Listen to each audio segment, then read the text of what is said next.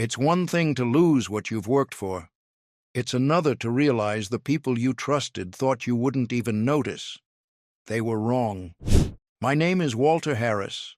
I'm 72 years old, retired from 35 years in construction, and I still live in the same brick house I built with my own two hands back when my back was strong and my legs didn't ache in the mornings. I've got gray hair, stiff knees, and a heart that beats slower than it used to, but I've still got one thing that makes me feel like the man I was in my 40s, my truck.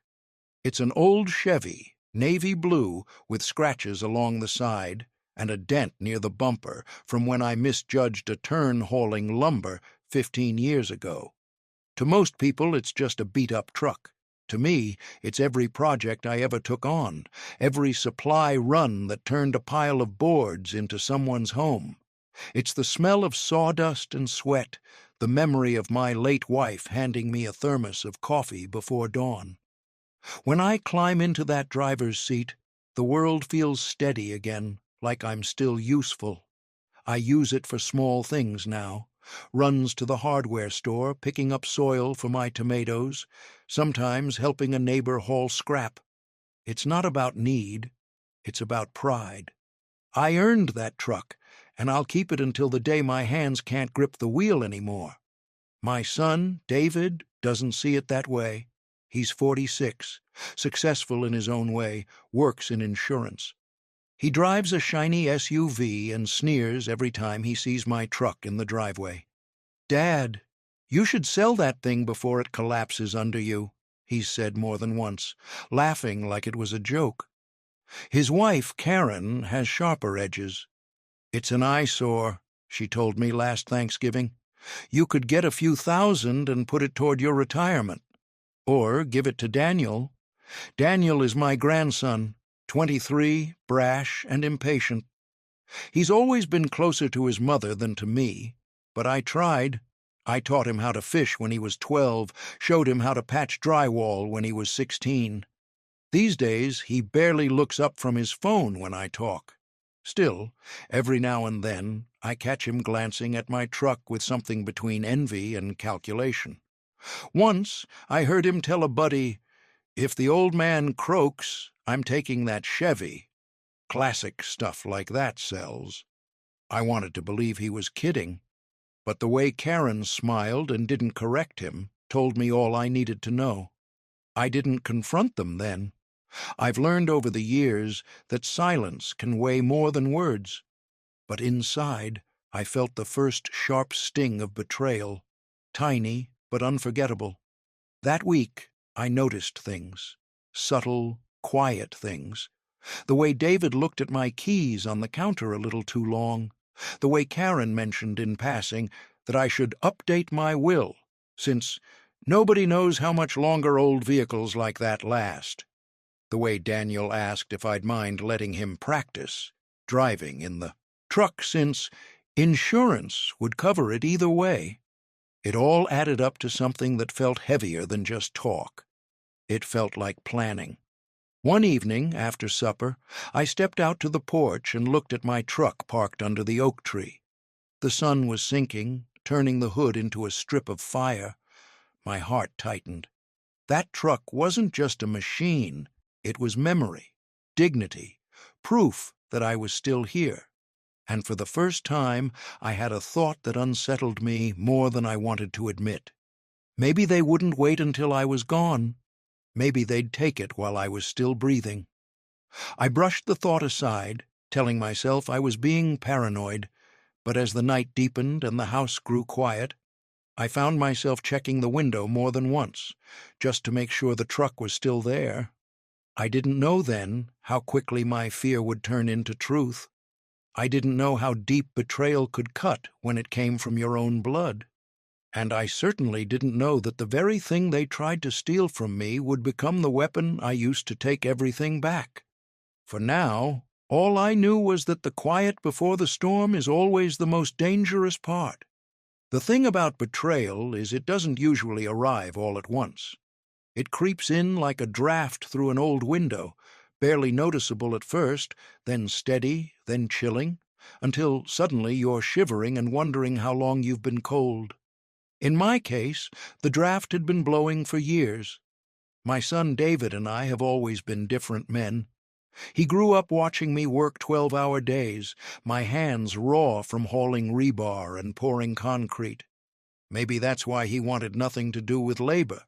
He chased college, wore pressed shirts, and sat behind desks while I swung hammers. I respected that choice, but I never respected the way he looked down on where he came from. Over the years, his visits turned into obligations. "We'll stop by for an hour, Dad, but don't expect us to stay for supper." Karen didn't hide her distaste for my house, called it quaint in that tone that means outdated. And Daniel, their boy, picked up the same habits. Eye rolls, sighs, treating me like a relic from a past he was too good to remember. I tried to ignore it.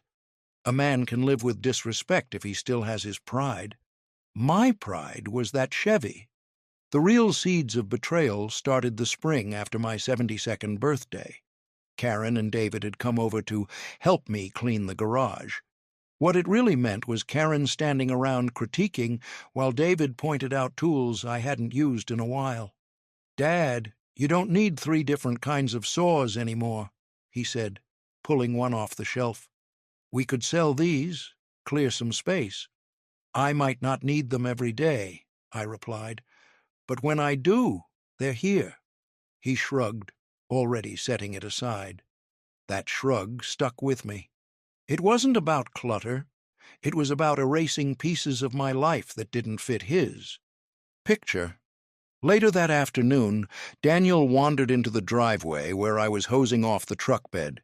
He ran his hand along the side panel, whistled low, and said, "Bet you could get 10, maybe 12 grand for this if you found the right buyer."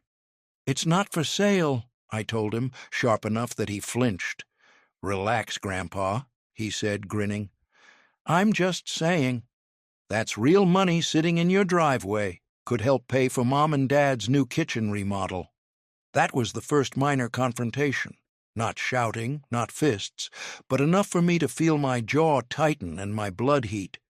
"Daniel," I said quietly, "this truck is mine. It will stay mine until I say otherwise." He shrugged like his father, muttering something under his breath as he walked off. I caught just enough to know it wasn't respectful. That night, as I sat at the kitchen table with a cup of tea, I couldn't stop replaying that moment. Not just the words, but the entitlement. The way my grandson talked about my truck as though it was already his, as though my life's worth was just spare change for their projects. I thought about my late wife, Eleanor. She used to warn me about Karen's sharp tongue, about the way David let her lead him around. "Be careful, Walter," she'd say, her hand on mine. "Some people see love as what you can give them, not who you are." At the time, I brushed it off. But now, years after she was gone, her words echoed like thunder. The days that followed only confirmed my unease. Karen dropped casual hints about downsizing and streamlining. David made offhand comments about how people your age shouldn't be driving long distances. Daniel started hanging around more often, his eyes always drifting to the keys on the hook by the door. One evening, David said it outright. We were sitting in the living room when he leaned forward, clasping his hands together like he was about to deliver bad news to a client. "Dad, don't you think it's time to be practical? The truck is just sitting there most of the time. You don't need it. Why not let Daniel handle it? He could use something reliable to get to work." I stared at him for a long moment before answering. "David, I've worked every day of my life to have the things I do. That truck isn't just metal and tires. It's my independence, and it's not yours to give away." Karen snorted from the other chair. "Independence? Walter, it's a 20-year-old Chevy. It's a liability." I looked at her, calm but firm. "It's mine." The conversation ended there, but the silence that followed was thicker than any words. I knew then that they wouldn't stop asking. They were testing boundaries, little by little, waiting for me to wear down. But here's what they didn't understand. I've spent my life building things to last. Houses, bridges, foundations. I know how to weather storms, and I could feel one building on the horizon. I just didn't realize how fast it would break. It happened on a Tuesday. Funny how ordinary days can carry the heaviest blows. I'd driven into town early that morning to pick up fertilizer, seed, and a few odds and ends for the garden. The spring air was cool, the kind that still carried a bite before the sun rose high. I remember feeling proud as I loaded the bags into the truck bed, humming an old tune Eleanor used to sing while she cooked. The truck rattled on the road just like always, steady and dependable, and I felt content. I stopped at the diner on the way back, ordered bacon and eggs, and lingered over a cup of coffee. I had no reason to hurry.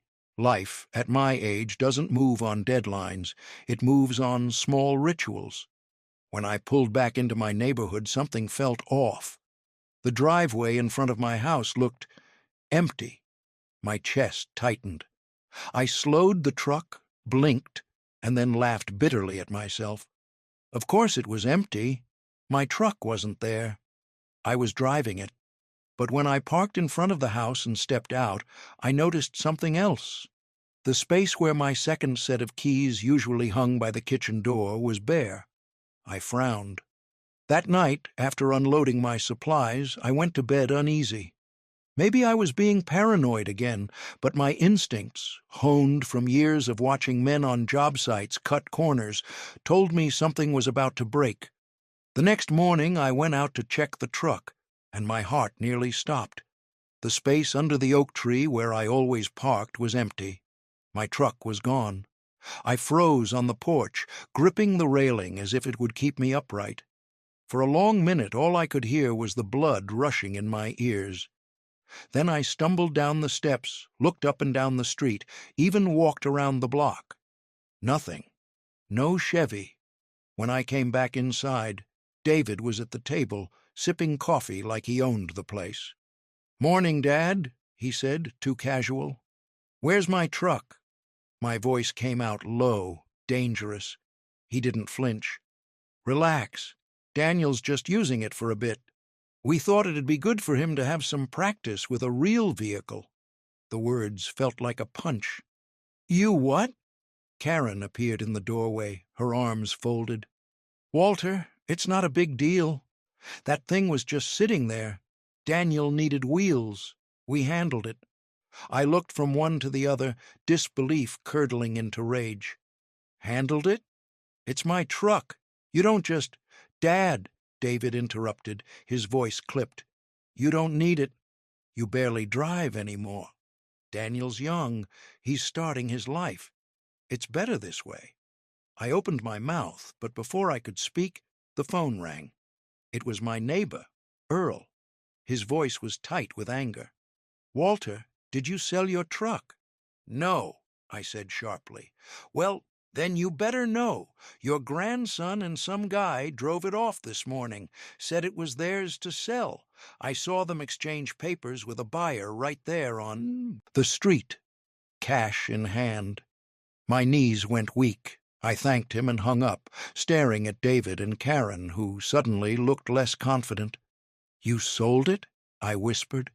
My voice cracked, not from weakness, but from the sheer weight of betrayal. David shifted in his chair. "Dad, listen. Daniel found a buyer willing to pay decent money. We thought it was smarter to get something out of it before it dies completely. It's for your benefit, too." "No," I said slowly, every word laced with fury. "It's for yours." Karen rolled her eyes. "Don't be dramatic, Walter. You'll be fine without it. You've got the house, your pension. We're just thinking ahead, thinking ahead." That phrase lodged in my chest like a splinter. For the rest of the day, I walked the house like a ghost. Every time I glanced out the window and saw that empty space under the oak, it felt like a wound. They hadn't just sold a truck. They had sold the last piece of independence I had left, without permission, without care. By evening, Daniel strutted in, grinning like he'd won a prize. "Don't worry, Grandpa. We got a good deal. Guy's bringing the cash tomorrow. We'll put it toward something useful. That night, I sat at the kitchen table with the lights off, staring into the dark. My wife's photograph hung on the wall behind me, her smile steady, kind. I whispered to her like I had so many nights since she passed. "They think I won't notice. They think I'll let it go." I pressed my hand flat against the table, steadying myself. Number. They were wrong. What none of them knew was that sometimes life delivers justice in unexpected ways. And when the doorbell rang the next morning, with a furious stranger standing there demanding answers, I realized the storm had only just begun. The knock on my door came sharp and early, like a hammer against steel. I opened it to find a man I'd never seen before standing on my porch. He was in his 40s, built broad through the shoulders, his jaw tight with anger. Behind him, in my driveway, sat my truck. For a moment, my chest seized. Relief surged first. There it was, my Chevy, sitting where it belonged, but it was quickly followed by confusion. "You Walter Harris?" the man demanded. "I am." He jabbed a thumb over his shoulder at the truck. "That yours?" I stared at it, then back at him. It was yesterday.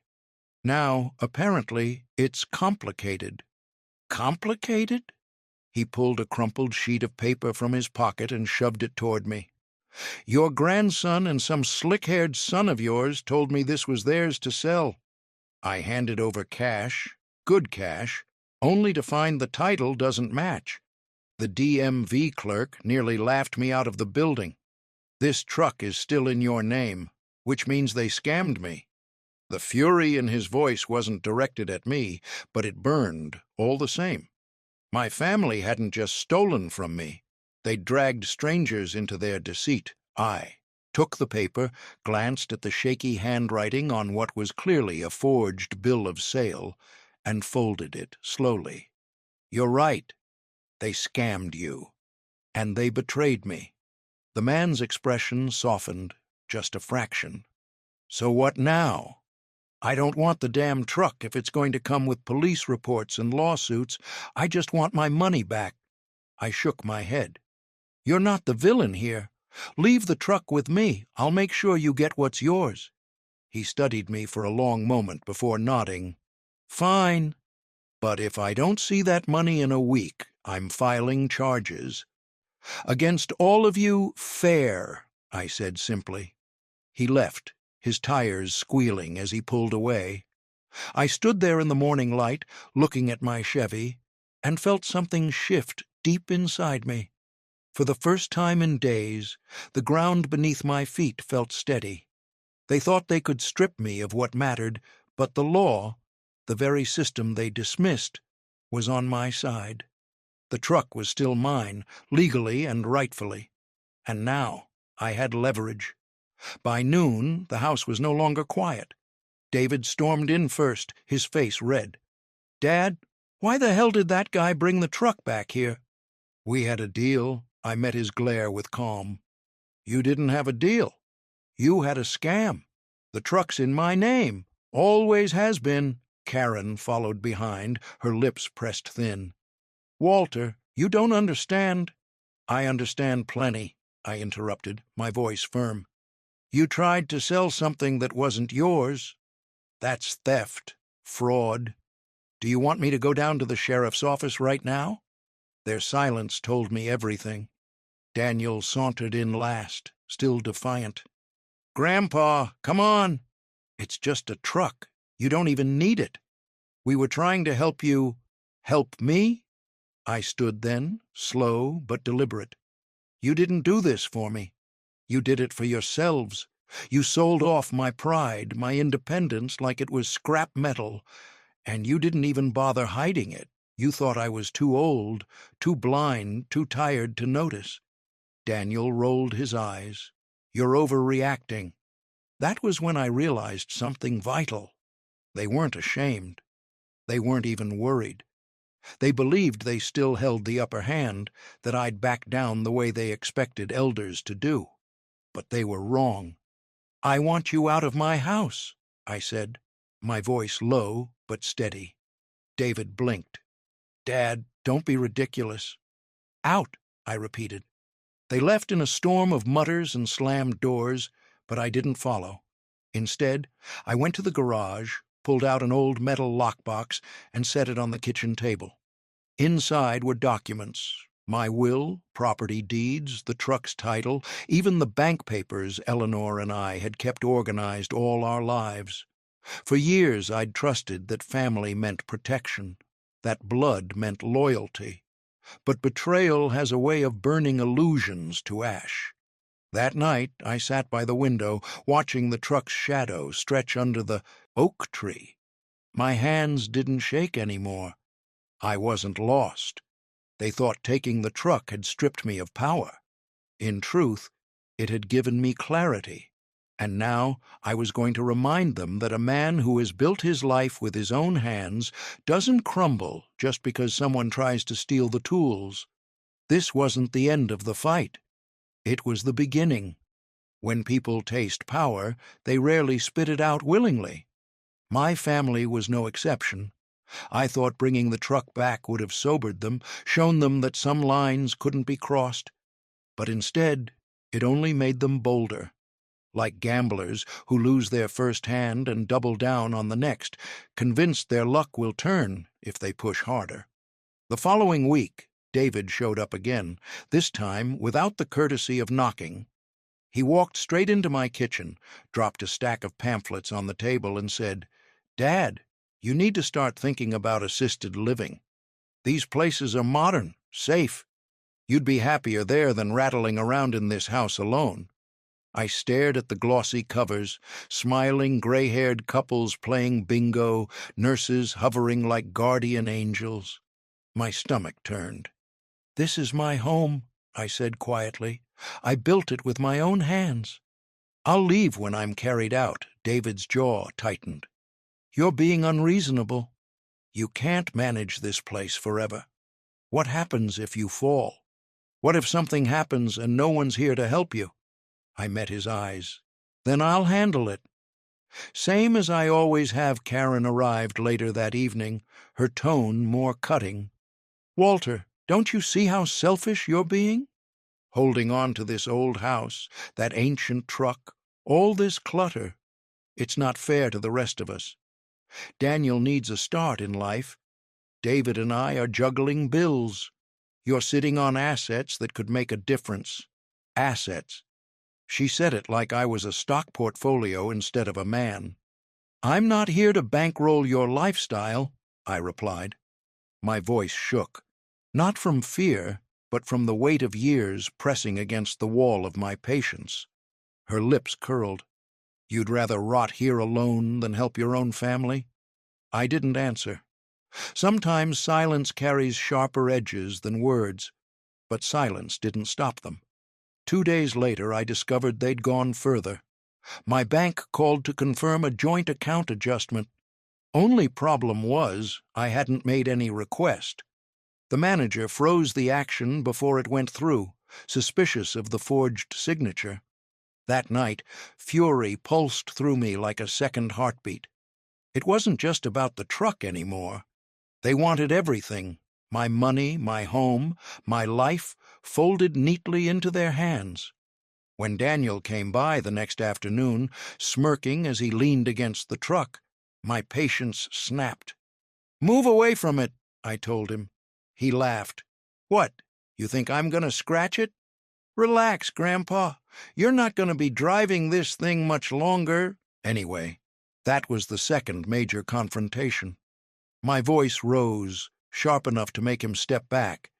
"You don't get to decide what's mine or what's not. Not the truck, not the house, not the money, nothing." His grin faltered. "Geez, it's not like we're robbing you. We're family. Family doesn't steal from each other," I spat. He muttered something under his breath, but I caught the words. "Old fool." After he left, I sat at the kitchen table long into the night, the lockbox open in front of me. My hands brushed over the documents, deeds, titles, insurance policies, each one a reminder of what I still held in my control. I realized then that if I didn't act soon, they'd find another way in, another forgery, another lie, another excuse dressed up as help. So I began preparing quietly. I called Earl, my neighbor, who had been a witness to more than one shady moment. "Earl," I said, "would you be willing to sign a statement if it comes to that? About what you saw with the truck?" "Damn right I would," he said without hesitation. "You've been a good neighbor, Walter.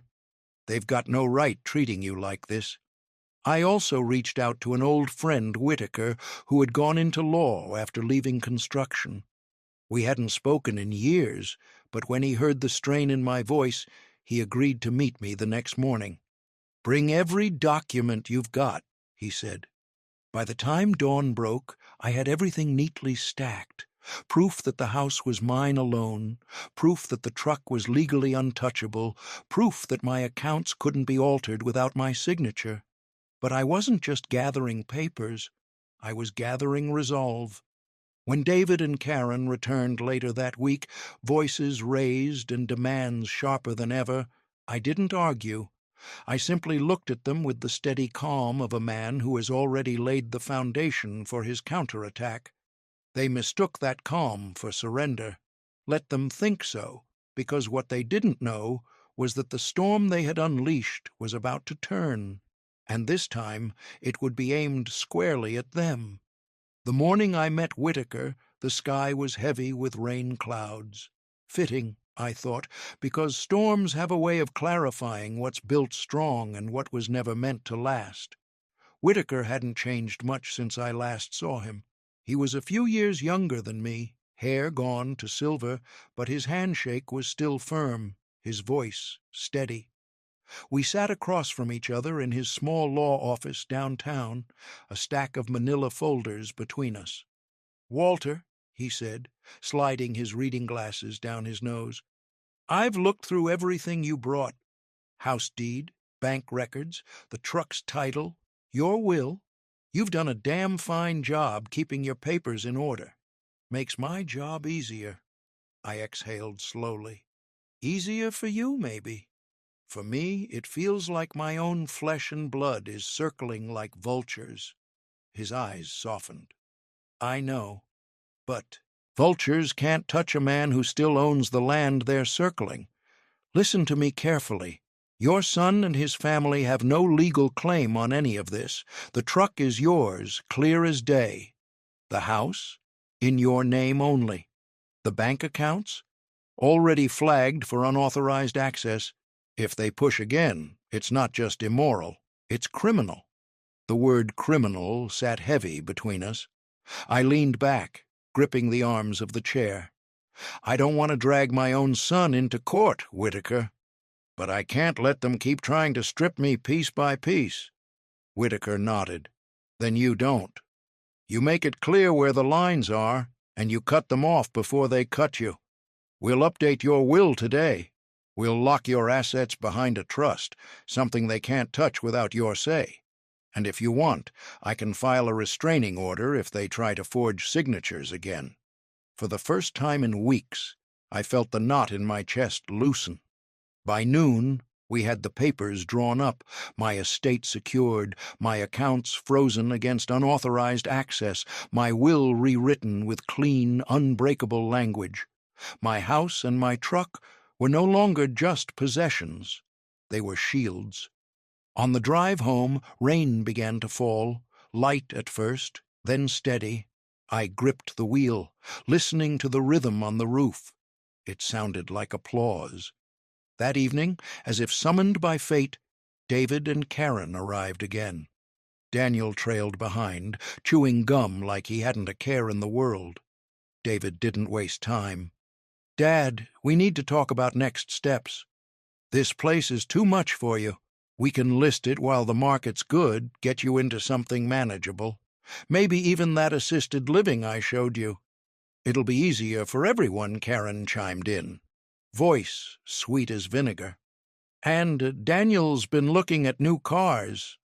With the money from selling your truck and some from the house, he could finally get on his feet. I stayed seated, calm, letting their words hang in the air. When they finally paused, I slid the stack of fresh papers across the table. "What's this?" David frowned. "My will," I said. "My trust. Updated yesterday with my lawyer. Every asset secured, every account locked down, the house deed, the truck title, all of it, untouchable by anyone but me." Karen's face drained of color. You went to a lawyer?" I nodded. "I did. And if I hear of one more forged signature, one more unauthorized attempt, I'll do more than see a lawyer. I'll see the sheriff." Daniel barked a laugh, but it wavered. "You're bluffing." I leaned forward, eyes steady on his. "Try me." Silence stretched, thick and uncomfortable. David shifted, his bravado slipping. Karen opened her mouth, then closed it. Daniel looked at the floor. In that moment, the balance shifted. They'd thought me weak, predictable, a man ready to be shoved aside. But I had reminded them of something they'd forgotten. A builder doesn't spend his life laying foundations just to watch them crumble. He reinforces, he endures, he protects what's his. "From this day forward," I said, voice steady, "my home, my truck, my life, they're mine. You will not sell them, you will not take them, and if you try, you'll answer for it in court." David swallowed hard, his jaw twitching. "You'd really cut your own family out like that?" "They cut themselves out," I replied. They left soon after, no slammed doors this time, just quiet footsteps that sounded a lot like retreat. When the house finally grew still, I stepped outside. The rain had stopped, and the air was fresh, washed clean. My truck sat under the oak, drops glittering on its hood like silver. I placed my hand on the cool metal and whispered, "They thought they'd beaten me, but we're still here." And for the first time since this nightmare began, I felt not just relief, but strength. The war wasn't over, but the battlefield had changed. Now they were the ones standing on shaky ground. The final confrontation didn't happen with shouting in my kitchen or whispered schemes behind my back. It happened out in the open, in the very driveway they thought would one day be theirs. It was a Saturday afternoon. I'd spent the morning polishing the Chevy, wiping down the hood until it shone despite its age. I hadn't done that in years, not because I didn't care, but because I never felt I had to prove its worth to anyone. But now, it wasn't just a truck anymore. It was a statement. I drove it down the familiar streets, the engine humming steady like a loyal dog at my side. My heart thudded as I turned onto David's street. I wasn't there to ask. I wasn't there to argue. I was there to show them the truth. Their house was bigger, newer, with manicured shrubs and a two-car garage. I pulled the truck right up into their driveway, tires crunching against the gravel. The sound brought them out like bees from a hive. David stepped onto the porch, brows knit in confusion. Karen followed, arms crossed, already annoyed. Daniel lingered behind, phone in hand. "Dad," David called, walking down the steps. "What the hell are you doing here with that thing?" I cut the engine, stepped out, and let the silence stretch before I answered. "Returning what you thought you sold." Karen scoffed. "Oh, for heaven's sake! Walter, you can't keep holding on to this." I raised a hand, cutting her off. "Stop. You've had your say. Now you'll hear mine." I pulled a folder from the passenger seat and laid it across the hood. Paperwork, notarized and sealed, the ink still fresh. "These are the documents securing every asset I own. The house, the accounts, this truck, all of it protected under a trust. You have no claim, no rights, no leverage." David's face reddened. He picked up a page, scanned it, then tossed it back down. "You didn't have to do this." I did, I said firmly, because you forced my hand. You forged signatures. You sold what wasn't yours. You treated me like a burden to be stripped clean before I was even in the ground. Karen stepped forward, her voice sharp. We were trying to help you. I met her eyes, calm but unyielding. Help doesn't come with a price tag. Help doesn't steal. Help doesn't leave a man staring at an empty driveway wondering how his own blood could betray him. Daniel finally spoke, muttering, It's just a truck, Grandpa. Don't blow it out of proportion. I walked closer, steady despite the ache in my knees. It was never just a truck. It was a piece of me. And the fact that you can't understand that you laughed while taking it from me, that's why you'll never get another thing from me as long as I live. His smirk faltered. David's voice rose, desperate now. Dad, think about what you're doing. You're cutting your own family out. Over a car? Over some money? I leaned against the hood, the steel cool under my palm. No, I'm cutting out the rot before it spreads. Family is supposed to protect one another, not prey on weakness. You made your choice when you sold what wasn't yours, and now I've made mine. For a long moment, none of them spoke. The only sound was the ticking of the engine as it cooled. Then Karen's mask cracked. So what now? You'll just sit in that old house clutching your papers like trophies? You'll die alone, Walter. Her words were meant to wound, but they bounced off the armor I'd forged these past weeks. I straightened and looked at each of them in turn. Better alone with dignity than surrounded by thieves who call themselves family. I picked up the papers, slid them back into the folder, and climbed into the truck. As the engine roared to life, I glanced at them one last time. David's fists were clenched, Karen's lips pressed tight, and Daniel looked, for the first time, uncertain. I backed out slowly, the tires leaving firm tracks in their perfect gravel. It felt like drawing a line they could never cross again. When I pulled back into my own driveway, the oak tree casting shade over the Chevy, I let out a breath I hadn't realized I was holding. For the first time in weeks, I felt peace. Not because I'd won, but because I'd proven that even in the twilight years of a man's life, his choices still matter. His voice still matters. They had tried to silence me with theft and manipulation. Instead, I'd spoken louder than ever, without raising my voice at all. And as I sat there, listening to the engine's gentle idle before shutting it off, I realized something Eleanor had always told me. Dignity isn't given. It's defended. That day, in their driveway, I defended mine. After that day, things were quieter, not peaceful. No, peace doesn't come easily after betrayal, but quieter in the way storms leave silence in their wake. David didn't call for weeks. Karen stopped showing up unannounced. Daniel drove past the house a couple of times. I saw him from the window, but he never came to the door. Maybe shame held him back, or maybe it was fear. Either way, the distance was a gift. In that silence, I found space to breathe again. I went back to my garden, planting rows of tomatoes and beans. I went back to small supply runs in town, the Chevy carrying me faithfully, just as it always had. Each time I turned the key, the engine hummed like an old friend, reminding me, "You're still here." Neighbors started noticing, too. Earl came by with a case of root beer and clapped me on the shoulder. "Heard you gave 'em hell, Walter. Good on you. Too many folks your age just roll over." I smiled faintly. "Rolling over never built a damn thing, and I've spent my life building."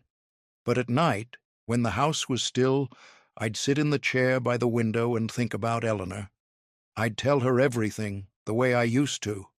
How our boy had turned cold, how his wife's ambition had poisoned their home, how Daniel had grown up seeing me as an obstacle instead of a grandfather. I'd whisper my doubts. Did I fail them? Did I raise them wrong? The silence never answered, but the photograph on the mantel, her smile steady and forgiving, reminded me that sometimes people make their own choices, and sometimes those choices break what should have been unbreakable. The legal papers remained locked in the box, untouched since that day in their driveway. I didn't need to wave them around. Just knowing they existed was enough. They were my insurance, my wall of stone against any new schemes. One afternoon, weeks later, David finally called. His voice was tight, defensive. "Dad, this isn't how it's supposed to be. Families work together. You can't just cut us out." I let him speak, then said, "Families don't steal from each other, David. You chose your path, and I chose mine." There was silence on the line, then a click. That was the last time I heard his voice. People tell me I'll regret it. That blood is blood, and you shouldn't sever ties no matter how rotten the rope has become. But here's the truth. Sometimes keeping rotten rope around only drags you down faster. I didn't cut them out to punish them. I cut them out to save myself. And in the months that followed, I began to see what saving myself really meant. It meant long drives with the window down, the wind carrying the scent of pine. It meant fixing the porch swing Eleanor always loved, so I could sit there in the evenings with a book and a glass of sweet tea. It meant remembering that dignity isn't something anyone can hand you. It's something you hold tight, no matter who tries to pry it from your fingers. The betrayal left scars, yes, but scars don't weaken a man. They remind him where he's been cut, and that he survived. One evening, as the sun dipped behind the oak tree, I sat in the Chevy with the engine off, just listening to the quiet tick of cooling metal. Across the street, kids played catch, their laughter echoing. Life moved on, steady and indifferent. And I thought back to that empty driveway, the shock of seeing my truck gone, the hollow ache of knowing my own family had betrayed me. I thought of how they looked when I stood in their driveway, documents in hand, the weight of truth on my side. It struck me then how betrayal changes a man, not by breaking him, but by forcing him to remember what's worth defending. They thought I wouldn't notice. They thought I'd be too old, too tired, too weak to fight back. But I noticed. I fought, and I won. Now, when I sit by the fireplace at night, the Chevy parked safe under the oak, I let the warmth settle into my bones. I'm not naive. I know family can cut deeper than any stranger. But I also know that in the end, it's not about what they took. It's about what they couldn't take. And what they couldn't take was me.